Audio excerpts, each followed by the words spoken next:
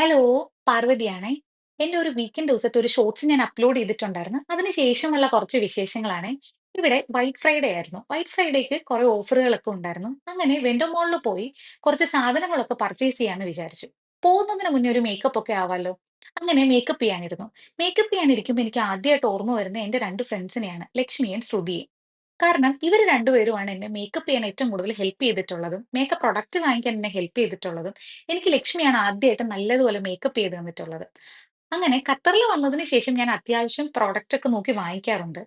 Product വാങ്ങിക്കുക മാത്രമല്ല, makeup ചെയ്ത് പഠിക്കാനും ശ്രമിച്ചിട്ടുണ്ട്. ഇപ്പൊ തരക്കേടില്ലാത്ത രീതിയിലൊക്കെ മേക്കപ്പ് ചെയ്യും. അങ്ങനെ മേക്കപ്പ് ഒക്കെ കഴിഞ്ഞ് ഞങ്ങൾ നേരെ വെന്റെ മോളിലേക്ക് പോയി. അവിടെ കുറേ ഷോപ്പുകളിൽ നല്ല ഓഫർ ഉണ്ടായിരുന്നു. അങ്ങനെ സാരയിൽ കയറി. അവിടെ നിന്ന് ഞാൻ രണ്ട് ഡ്രസ്സ് ട്രയൽ ചെയ്ത് നോക്കി. ഒരു വൈറ്റും ഒരു ബ്ലാക്കും. ഒരു ഡ്രസ്സ് ഞാൻ പർച്ചേസ് ചെയ്തു.